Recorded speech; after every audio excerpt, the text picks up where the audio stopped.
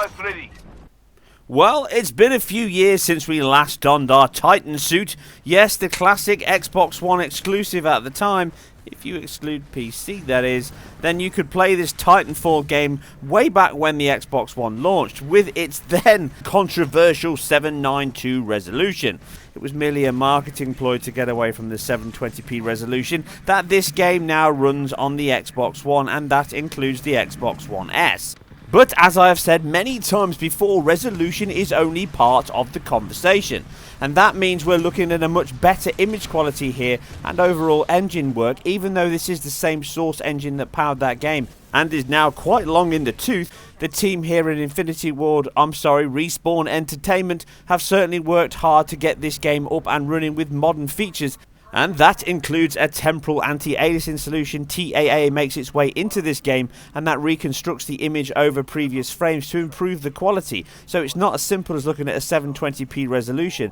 And overall, the image quality, even though it is quite soft, and it certainly looks sub-native, it is much cleaner and fresher than what we saw on the original title on the Xbox One. And even here, comparing it against the PC release, again running in a native 1080 here on my PC back at the day, it still looks much better.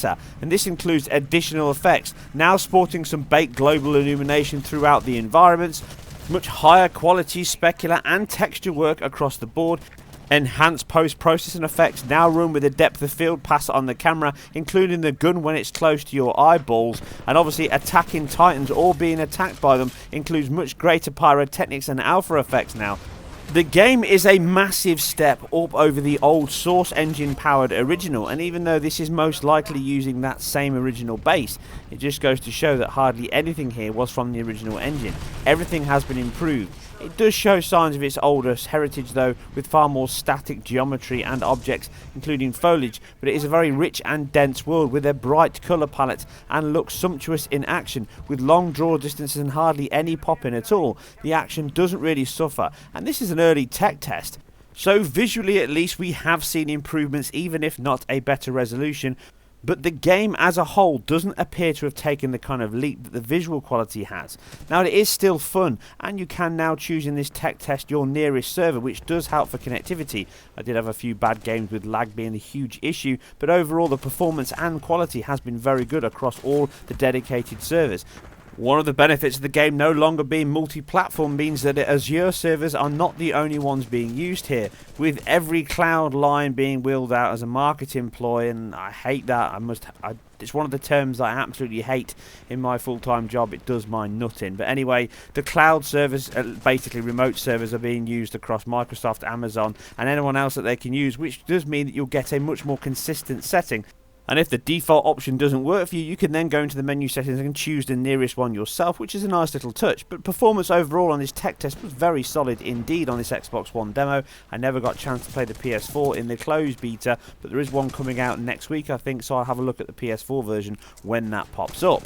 So we've seen the game, we've played the game. It's not an overhaul, it's an enhancement, and it works. But overall, you are going to depend on how well you spend upgrading your character and getting the best weapons in the game. Early on, you can feel overpowered.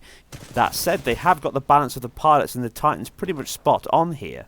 But the performance on the original Xbox One here is pretty solid, but it can dip. Now, it's absolutely impossible for me to compare the Xbox One S and the Xbox One in multiplayer online action like this and get anywhere near identical performance levels. And the game is pretty solid as you're running and playing without any issues at all. But what you can do is compare it in some of the rare dips you get in the training section. And again, they all come from the GPU with heavy alpha effects, which you can see here on screen. Like for like examples, you get quite a few drops on the Xbox One and only one drop at all on the Xbox One S. So again, it's a 60 FPS title, it's 720p, which again means this is one of the titles where you're going to gain the most here from the S release. We're looking at probably around 4 or 5 FPS advantage in certain sections, but both versions do dip down to 30 and 40s in heavy alpha attacks. As you can see on screen here with the original Xbox One, it can dip here, and stressing it even more on the Xbox One S, it dips down to 30.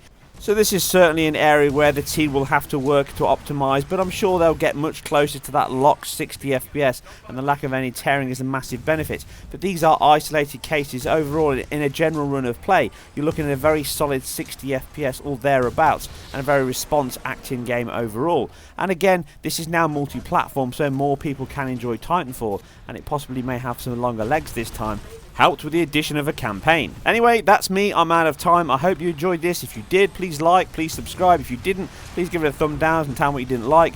And just to reiterate, subscribing really does help my channel, so please hit that subscribe button if you have not already. That's it. I'm off. A Titan's coming in and I need to drop some grenades in the exhaust holes. It's just how I roll. I'll see you on the next one.